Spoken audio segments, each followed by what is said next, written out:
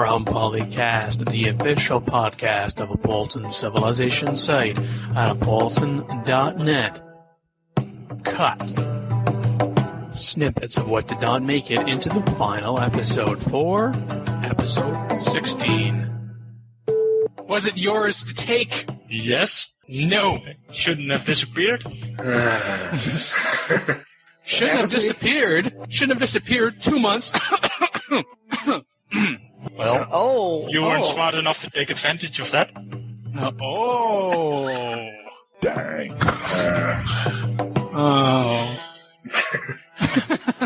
Dan has no good comeback for that. I'll think of one later and insert it in. That sounds really good.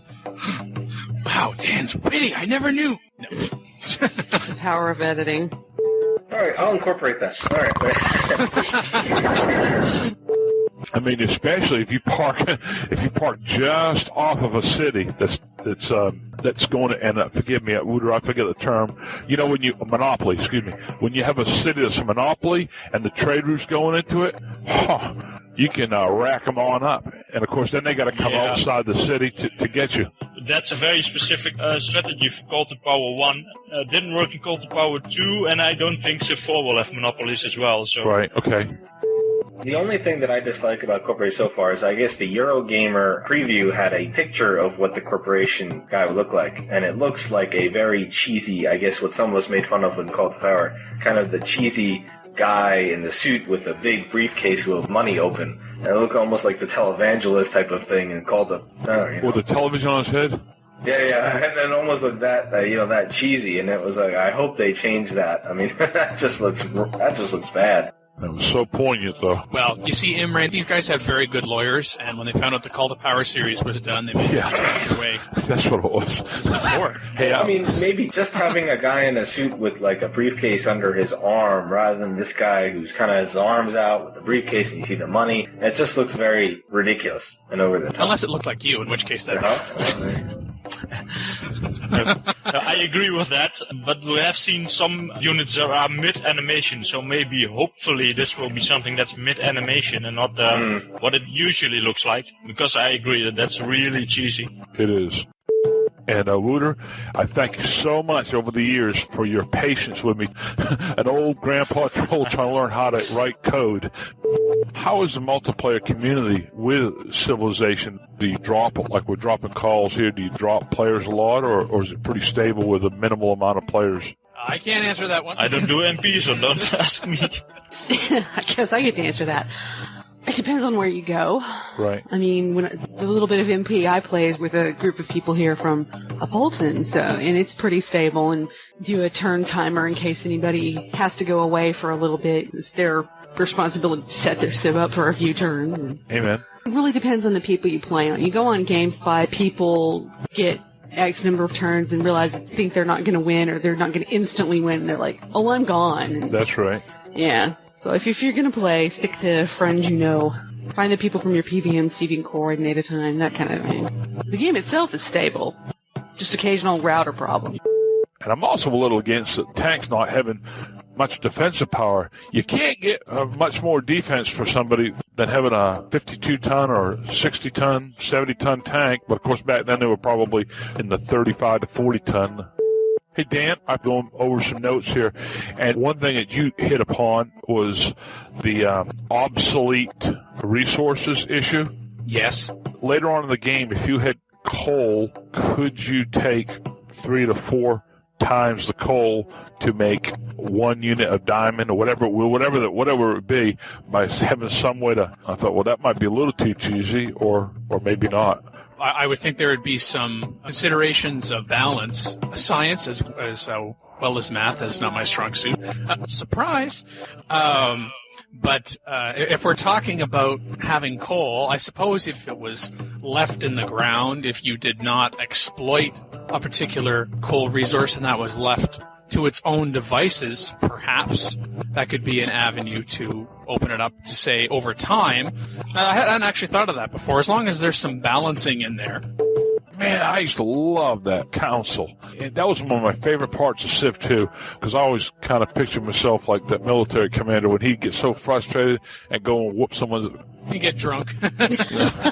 or get drunk and say, but that was, to me, that was so entertaining. And then, of course, Elvis, wise man say. I really enjoyed it. I really did. It's probably nothing that helps the game other than a little eye candy or a little entertainment purpose. I do miss that part. Yeah, you're not the only one. You mean we've come to a ground to agree upon, Wouter? I am so glad. Oh, definitely. I do. But I think this is the most requested feature for the game pretty much at this point. I've seen a lot of people ask for it. The only problem is how are you going to implement it without making it quite as cheesy as it was? Cheesy is good. Anybody ever just open the AVI file and just watch them from beginning to end, like half an hour long? Oh, man, that was awesome. I mean, I do love it and I do enjoy it, but in the modern game, I think what is for holding for X's back is well, that is just too cheesy to include in a modern game. I'm not sure if I see that as a huge problem, but I think that's their reasoning. Can you put that on your to-do list, Wouter? Calling all mods. Modders. Hey, Wouter, what do you always say? Yeah, that's not high on the priority list. No, I agree. I can't remember the last time I've actually modded anything. And then skipping me too busy. Shouldn't you be kicking the server about now? It's all Dan's fault. The scenario, World War II scenario, what would be wrong when people are predicting or asking who a leader of a country is going to be? I know where this is going. But one second, what would be... I'm serious. You didn't have Chancellor Schmidt in Germany, and I know he did atrocities, but a lot of leaders did. True. And I'm just wondering if you're going to have a World War II scenario, war is ugly and everything goes along with it. So, and it pains my heart to think of some of the things that happen to people group. But what would you do with a scenario? I mean, do you pick a fictitious figure, or do you pick a figure that was actually there? Well, the biggest problem is in some parts of the world it's simply illegal to use figures like Hitler and Hirohito in games. So that's the biggest problem here. It is illegal for Hirohito? Hirohito is illegal to use in Japan. I know in Germany and Austria it's illegal. Any Japanese emperor, I believe. So even maybe Meiji or one of the other Japanese emperors, it just would not be possible. Right. Okay. And in Germany and Austria, those kinds of countries, Hitler tends to be illegal. Amen. For a good reason. And I'm not even sure about Mussolini and other leaders. Makes it harder to sell the game. You have to make different versions for different countries. So I think from a practicality point of view, it would just be easiest to go with a fictional leader. Or just give it a generic label like Axis Power. Yeah, something like that. And you have to have a leader head, probably. I mean, in a Desert War scenario, in the default game, they just run with generals, or Rommel for Germany. I guess that works. Then Monty for England, one of the few times Monty could actually do something. Yeah. It's unfortunate. In a perfect world, it would be nice to have Hitler at least in a scenario. Maybe not for the main game, but it's the way the world works. It's just in some parts of the world, it's just illegal. And I think Imran is back because I hear more background noise now. I am. I may have to leave a little early, like in a half hour or a little over that or so. So I just want to let you know now. I think you got a better offer on another show. I happen to use this application on a daily basis in the ready-mix concrete industry. Coal, where it's outdated in a lot of aspects because of environmental or just like for power, it's just good enough return on your source. But we use it like a lava rock or almost like a coal for lightweight aggregate to increase spans. And I was thinking for bridge building, you could have longer bridges with coal as the aggregate, and of course they probably don't want to get into that. That's probably being a little too detailed and nitpicky. But you don't need as much steel, you don't need as much concrete.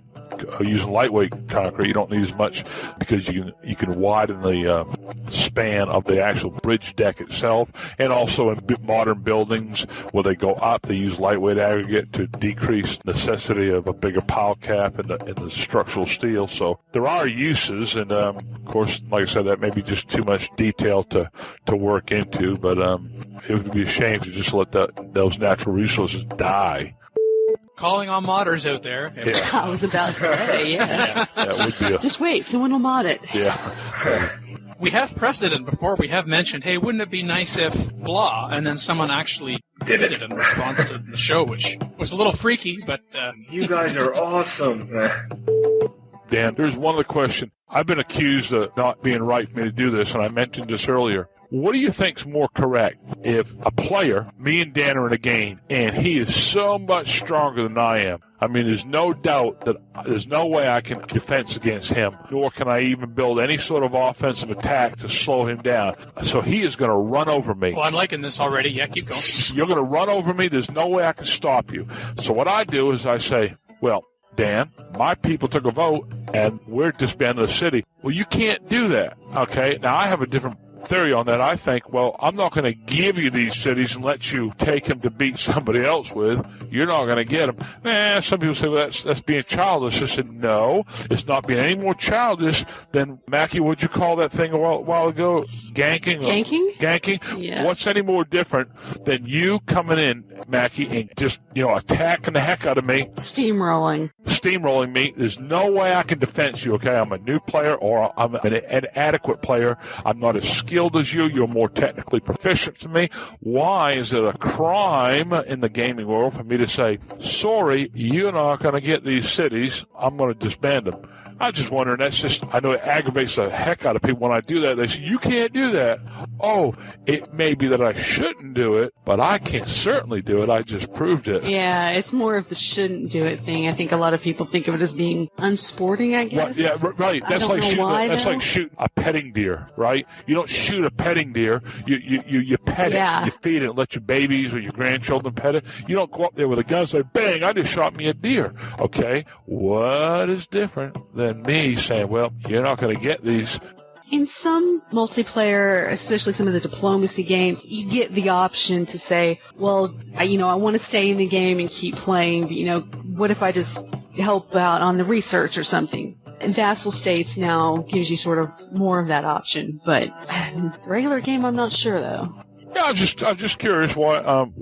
I don't know how it's any different from what I did in one of the Saturday games where I basically whipped my cities down to next to nothing population, producing defensive units, and held somebody off for another 100 turns or so. I was out of the game, but there you go. They weren't going to get my cities that easily. Yeah, when it comes to disbanding cities, it's always seemed to be, you can either disband cities and it's an absolute, or you can't disband cities and it's an absolute. Perhaps, in addition to what Mackie's saying, perhaps some of the consideration behind that is that it's not so much the concept, but it's the implementation.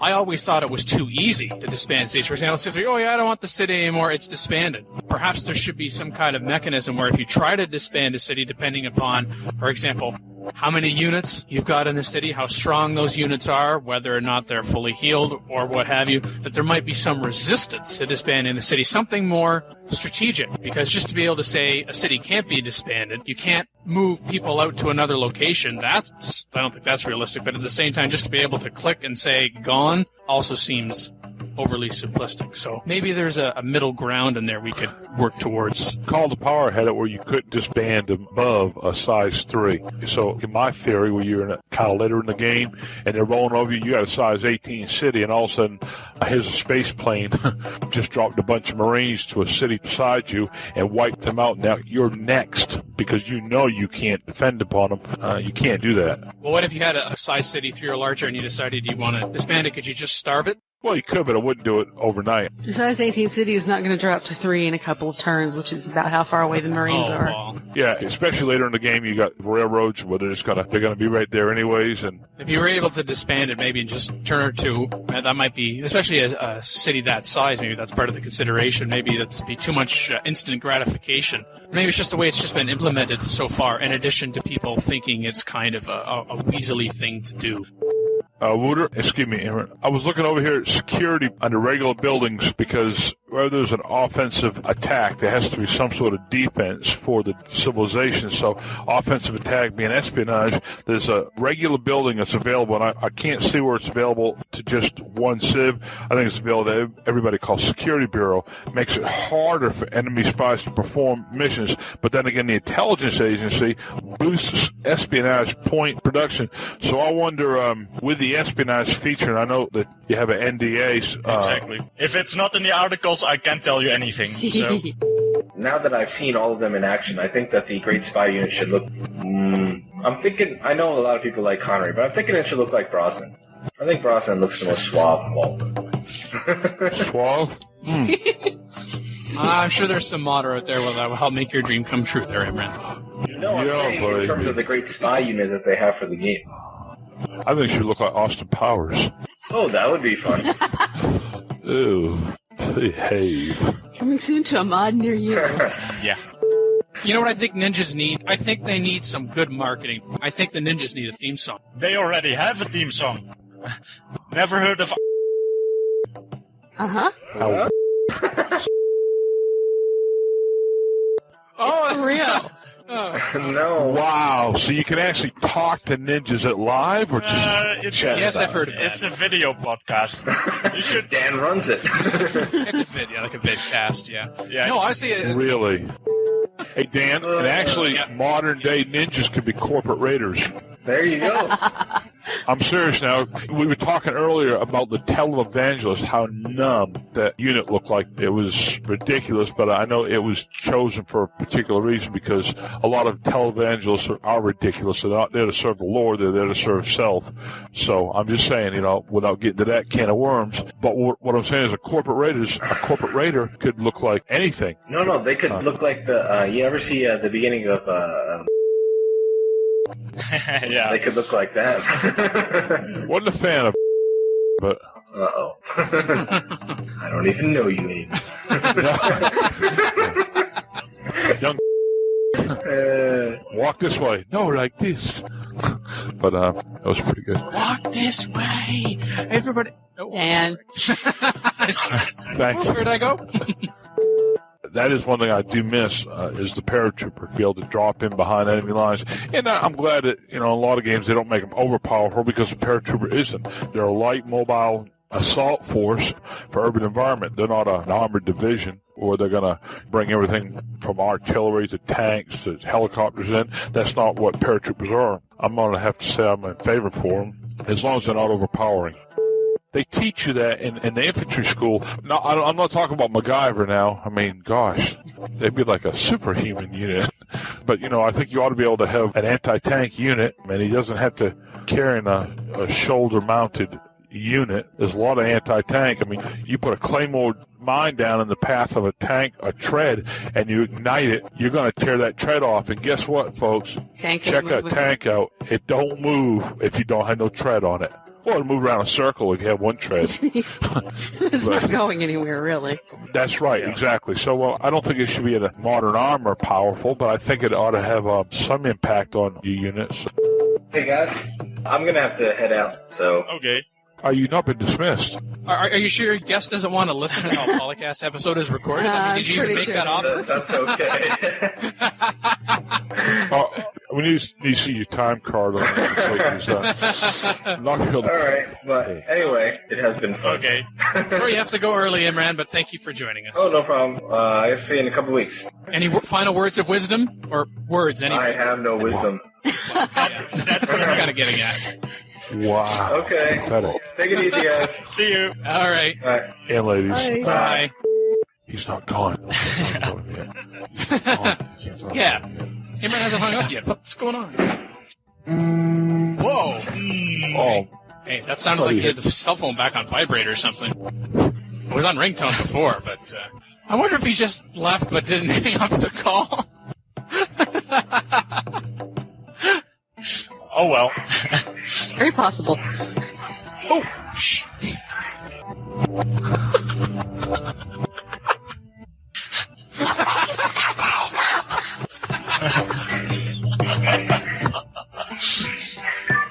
what do you mean Polly's lame? Yeah. Pretty much. Wasting our time. Hey, Summer. Hey, Thor. Hello. How you doing? So we're thinking. Where can I place call, please? For dinner at 7, and then we'll go to the movie. Okay, what movie would you like to see? 7 at Paradise, maybe. Hey, yeah, number one special to bring up. Everyone pull up some popcorn and a drink. We got another show. Okay. Well, I guess I'll see you then. What? Changing the life of Imran. Is it? What's the name of the movie we're going to see? No, I said at Paradise at 7, and I guess I'll see you there. No, you won't. That's not what you said. Imran, that's not what you said. I heard you the first time. Yeah. So, new card I set the 7. Alright, here's the plan. Alright, and then afterwards we'll eat. Or afterwards we'll watch the movie. Alright, bye. You may have to edit this. Edit? What? This could be our new breakthrough segment. Finally bring over and Will and all those other naysayers. Wiggle out. Oh, yeah, there we go. That's the other one. We'll have by her. Tastes like chicken. I guess we're gonna go see the movie then. So we may call back. I think he really doesn't realize he didn't turn it off. I don't think so either.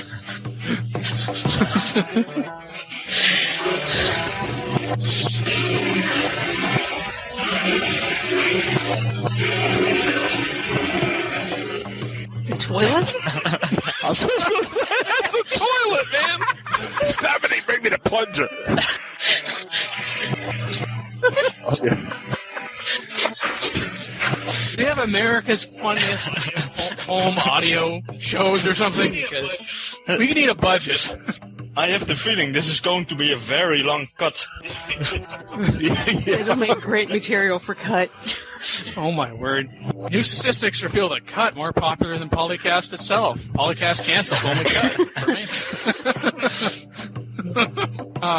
It sounds like the Imran show was over. It was just getting good. It was a slow start. I mean, who cares about whether you're reading or watching a movie?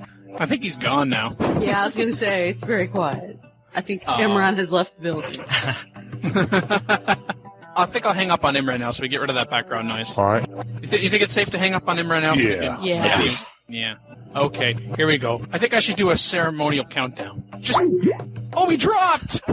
Oh my gosh. What happened? How rude, man.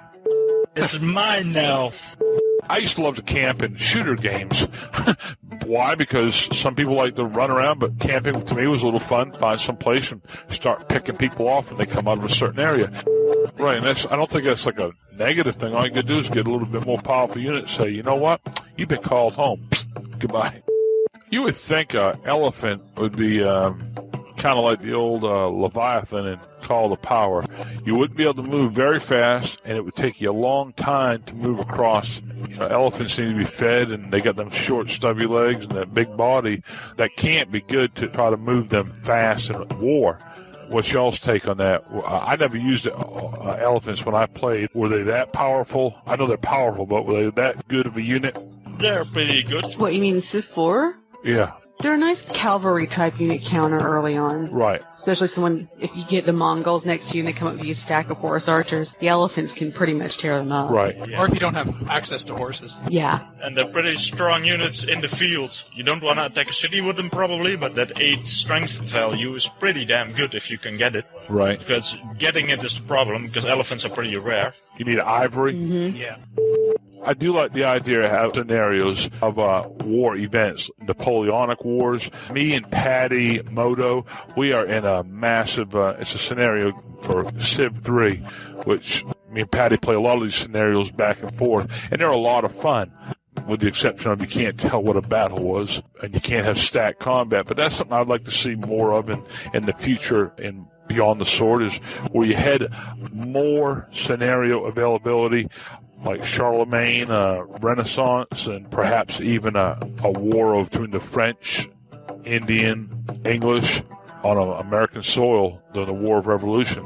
I'd like to see some of them too. I don't know what they're going to ship with exactly, because it only lists a few here. So we don't know exactly. I definitely agree that really I want to see more scenarios. Ganking is so bad as a concept because it boils down to bullying, is what it is. Right. Higher level players, he's low level player, goes, oh, I'm going to kill you just because I can. So that's why people don't like those two. Then everybody ganks me, because I'm a low level player. Gank a Gramps. Okay, that's sex on it, but you know. Whoa. Hey now, this is a family-friendly show. Right. Well, what do you think the Saturday game is like for me most of the time? And I go into it willingly, even though I know I'm probably going to get beaten. But that's why you learn. Wow. I mean, that's why you learn how to become better. True. How about around the time of Statue of Zeus? Maybe. I don't know exactly. I should know, since I've played the game, but I don't know all the stats. You know, Wouter, you could have just said you did know, but you didn't tell us. No, but I could have said that. It's a need-to-know basis, and you don't. No. That's what I give my guys. I honestly don't know when, and if I did, I couldn't tell you. But it's very clear from all the stuff that we've read that it's an early game thing. So it is not something that will only become available in the 18th century, or at least at that point in the tech tree. It should be much earlier. Hey, I think everybody beats me in call to power. I am just amazed at how they do these things, but I'm starting to pick up a little at a time how they're doing it. And I think in the Civilization later games like Warlord and then, of course, Beyond the Sword, which is coming up here, I think you can start to build on these. And I'm pretty sure that ever since the gaming came out, there's somebody, as soon as it's invented, somebody is looking at a way to exploit it. And there's some folks there who are technically proficient and can process this information. Somebody like Wouter, who's very experienced with IT. I'm not saying you would, Wouter, but you could possibly look at the files and say, hey, this does this does this. So in theory, if you did that, yeah, that'll work, and try it out. And guess what? You find a way around the intended purpose of this. And I'm not saying you would, but that's how some people do it, is they find it, which, you know, and that's cool with me, because then I'll try to learn it too and learn how to defend against these attacks. But I'm pretty sure that's been going on since day one of gaming. Oh, sure, and I think it's a good thing. I know some people might say, oh, people trying to find exploit, that's a bad thing, but you might think you've implemented something, and you've seen everything, you've looked at it at every angle, but you get a fresh pair of eyes, and they go, hey, look at how someone could exploit the game. Then you go, oh, geez, look at that, and then you can work to address it in the interim, say before an official fix, whether it's in a patch or a future expansion or what have you. So that way the game is just that much tighter. You could say, well, I thought of 9 out of the 10 ways that this could be exploited, or I know there are 10 ways that this can be exploited, but I can only fix 9. Is there someone out there that might have an idea on how we can close that gap? I don't consider an exploit a cheat. I mean, you know, I don't want us to have to go into a whole thing of cheat and stuff. I consider a cheat when somebody takes like a hex editor on a save, okay, or has a hack to add gold or not public works in this, but I mean some way that you can add like a free unit every now and then. That's a cheat, okay? But an exploit to me is a way, well, it'd be like the days when people had castles and big forts, okay? Well, you can't take a horse and run up that fort and just have the horse whinny out front and beat it. You've got to figure a way, and it may be digging trenches and bringing in your big cannons and just pounding it, and then pounding the supports of the door. That's a way to exploit, because that fort can't move. It's built. It can't redeploy. So I don't think exploiting has a negative connotation in all applications. I think it's healthy to learn how to beat method or however the intended use was. So I'm not thinking that it's a negative thing. Of course, that's just 2 cents from an old grandpa troll. Indeed. Yeah, that's just... Oh, you done, Bruce? Okay. Somebody fall asleep. All right. No, Oh, wow. Who did that? Did you do that to yourself, Bruce, or was that what? It was a little joke, you know. It was like the pause, the deafening pause. It's like that commercial for the phones. Oh, that was just awkward silence giving his opinion. Yeah. Give them stupid city names, Stupid Head and Loserville, and we're breaking away because of the stupid name you gave our city. How dare you? Dan needs to play some NP. He takes plenty of strange names. Okay, anything else from Beyond the Sword? We missed? Yeah, 2 more things. One very small one. Did we finally kill Beyond the Sword? Not, but you know what I mean. Oh, this is a very helpful Well, for talk. this polycast, perhaps. But Exactly. next time, I'm sure we'll have even more. It only took 2 hours. Only. And that's just the news. Only. What bothers you about Civ 4? Nothing. Civ 4 is perfect. I love Civ 4. It is cool. There we go. Firaxis, send me free stuff. One of my favorite games is The Conquerors from Ages of Empire 2, because it's so easy to mod, to set up scenarios where, you know, you build yourself a nice fort, and then you take on 3 or 4 AI, and, you know, you can build a map. I mean, I'm not talking about making it, cheating it so you no way you can lose, but you can really mod it easy, and that's one thing I liked about ROM, was you can fairly easily mod it. put more on the bottom line. That's one thing I like about micromanaging something, not to the point where it's a turn-off, but to the point where you can actually control more behind the scenes and get things to do things for you. So that's one thing I enjoyed about the Ron that kept me to it. And to me, it was a lot similar to Dawn of the Modern World. I did enjoy that, and it actually fits in 1 and 2 slot on my tower here beside my computer. I just reinstalled it here recently, and I am going to take time, and I'll probably play it for a good month or more, and then, of course, move on to something else. And of course, I've been doing stuff with Rise of Nations in a very abstract sort of way for a year and a half or 2 years, as many people know, with Age of Nations, and I'm not going to digress into that at this point. That's another conversation entirely. But again, as Mackie said, RTS Civ. Hey, I do have one editorial comment to make, and it always tickled me to hit back on Call of the Power because I played that so long, but people cry when a game ships with, I don't know if you want it, for lack of better words, modability. I'm talking not where you mod it and behind the scenes, but you can pick, like, starting age, end of age. You can pick extra resources or minimal resources, whatever. It ships with that game. Why is that such a problem if a game ships with it, just for lack of a better word, Call to Power? You can start Renaissance and Modern. You can exclude your stealth units.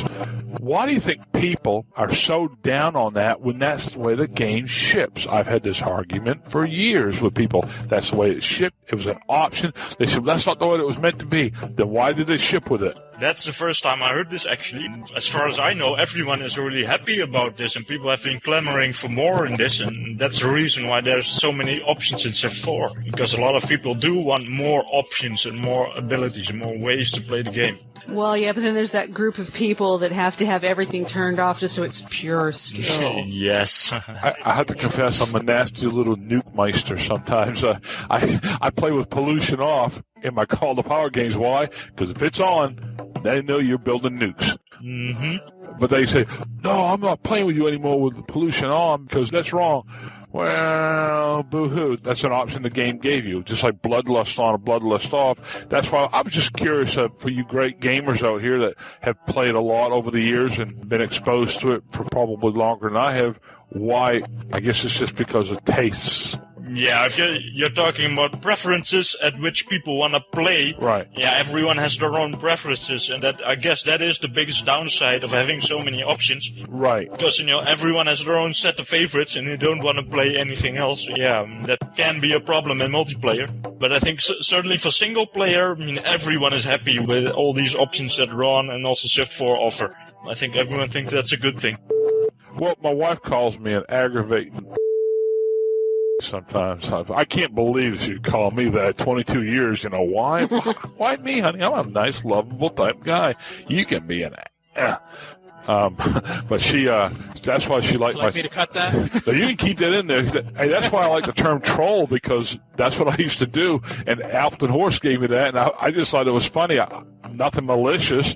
I would just try to bait people and have some fun with it. But I've learned that you can't do that now that I've got the shiny red badge staff member. Shiny. I thought you liked that, Dan. That's a +2 kiss up. Thank you. 10 seconds or less. 10 seconds or less? It's going to take me longer to think of that. Don't play against Dominic. You're going to lose. There was one particular map that was divided by a river. I'm not sure if it was, because I play so many different games. I think it was called East, West, or something continents, or basically you fought across the continent and deployed across the river to attack the other civ. Specifics about some of the different civs. Some had it, like you build an extra city. I don't remember if that was Bantu or not. Wouter, do you remember? Were they the one with the extra city? Oh, God. I don't remember. It's been too long. And also, if where you're thinking of pillaging is farther away from my empire or the core of my empire, and especially if you just had a war and your units are kind of far away and they're in the vicinity and they're otherwise damaged, even considerably. I remember having one cavalry that was like 1 out of 16 going around and pillaging. Nobody was really paying attention. I was still actually at war with another nation, and they just left it alone while I went and pillaged. I had no idea why, but I didn't know what to think of me. Probably that you weren't much of a threat. Oh. That was a mistake. You had a question specifically about the Bantu. I have the official strategy guide in my hands right now. What was it about? Each civilization had one could build an extra wonder or an age earlier, but one of them you could build an extra city. Oh, okay. I see here Bantu. +1 city limit with civics level 1. There you go. Yeah. I usually chose those because of the extra city. And then, of course, the other one was appealing, and gosh, was it actually build wonders age early. And I liked how the borders changed. I really enjoyed that in Ron, where the borders fluctuated as you spread. It wasn't like, your border just stayed like a static line. This one actually was moving as people moved in on you. And I really enjoyed that aspect, too. God, there was so much stuff in that game. I think there was the generals. They were in jeeps, either generals or military leaders. Yeah. Well, I think some other RTSs have that as well. Sometimes I had to try to set up a long game to play because I enjoy those long, methodical, what'd you call them earlier, Wouter? Micromanaging? That's something I enjoy doing. I don't mean in a negative context. By the way, it's suddenly awfully quiet now Maki's gone. Yeah, she had a lot of background noise too. Wow. Wow, she was always the quietest one. Vista's fault. Episode 15. Yeah, I was about to say. She was the quietest one. Who was the noisiest? Imran. Yeah, now Maki apparently. Wow, Imran and Maki got really quiet, but then look at them in the ending. Wow, they really bounced back. Good for them. They were deep in thought. That's right. You can edit in a few Blah? Let's mention Mac at some point, and you can replay the toilet sounds for Imran. I'll show you what I think of your Mac. Well, maybe Imran will finally get the hate mail he so desperately desires. I guess the only thing I add is kind of semi-related point. I know back in an earlier episode we were talking about our favorite civics. I think we were all kind of gaga over free market. Then we talked about, maybe state property, where you get the +1 food from not only workshops but watermills. And I have found one game I had recently, I was looking for places to expand, and the AI was pretty aggressive. I actually do play with aggressive personalities most of the time, whatever level I'm on, which is Warlord, by the way. Secret revealed. Liar. We know you play at Dan level. That's why you went to Phyrexis. Yeah, but anyway, in the game, there was nowhere to expand except north into the ice, but there was quite a bit of rivers running through it, and there were quite a few hills. And so I found that as switching to state property civic, and of course this is obviously later in the game when I have cities to support larger cities, I find switching to state property and then putting water mills along the river and putting windmills along the hills, I could actually come up with some semi-decent sized cities. And by semi-decent size, I mean like 3, 4, 5, 6. It just made settling the Arctic and Antarctic, if that applied also, cities more viable in the later game. Most other AIs weren't doing that. They were kind of leaving it alone, except once I started doing it, then all of a sudden they were very interested in what I was doing. Bastards. Well, I mean, you have to wonder how much, even if the cities are size 4 or 5, how much they really contribute to your entire empire. That's right. You're probably better off having fewer cities, but really focusing on them and creating all that extra gold that you get from free market and put that into science or whatever, and just focus on winning the game. I mean, it's a great strategy if you want to cover the entire map, but if you're actually interested in actually winning the game at some point, maybe it just detracts from that. I don't think it makes it easier or faster to win. Well, I was already the cultural and the military powerhouse, and I was already about 85-90% of the way through the tech tree, so I was getting bored. Ooh. Well, then you build an army. And you conquer yourself some empires. And make more fun of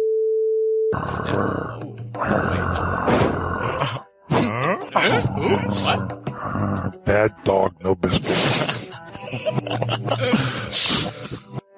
Owen left me a note, but it was mostly for Telmaki. We didn't quite get to it, so I'll have to save that for next time. No, please. What was he saying to me? Well, Mackie were kind of a little going at it, the barbs back and forth about the original vanilla Civ 4 Democracy game. And very happy because his team continues to shoot ahead and score. They got 3 wonders in 3 turns. Nah, he's a little too happy. They've apparently built the Oracle, then the Pyramids, then the Colossus. Ooh. What you gonna do, Mackie? What you gonna do? What you gonna do? What you gonna When do? they come. Ooh. Come. Bad. I just needed another reason to sing.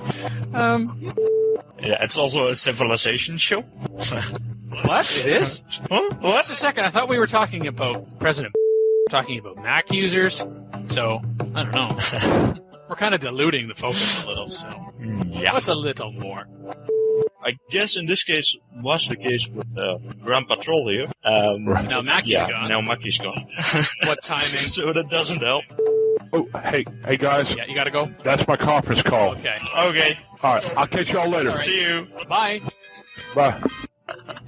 And then there were 2. And there were 2. Maybe this is an Iron Man competition. Yeah. I'm gonna last longer than you here. And I'm gonna get... Wait, what's the prize? You get to edit the whole episode? Don't I get that anyway? I hope so. Because I don't need to do that again. Yeah, you don't want to do that again? Thank you for listening to PolyCast, episode 16. It's just Wouter and I now. We kicked everyone else off.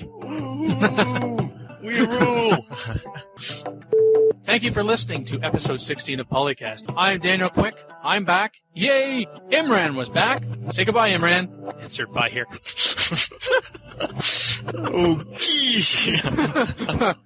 Okay. Mackie. Insert Mackie bye here. Grand Patrol, known as Bruce Kronkite in real life. Insert Grand Patrol goodbye here. And Wouter, Snijders, known as Locutus on the forums. Insert, oh no, wait, you're here. Damn, you stole my joke, because I was going to say that. I don't know, a lot of stuff. That was good. I like that. Ooh, stuff. What are they going to talk about? I don't know. Do you know? No, we better listen, find out. All right. That's her up, I think. I hope so. My God.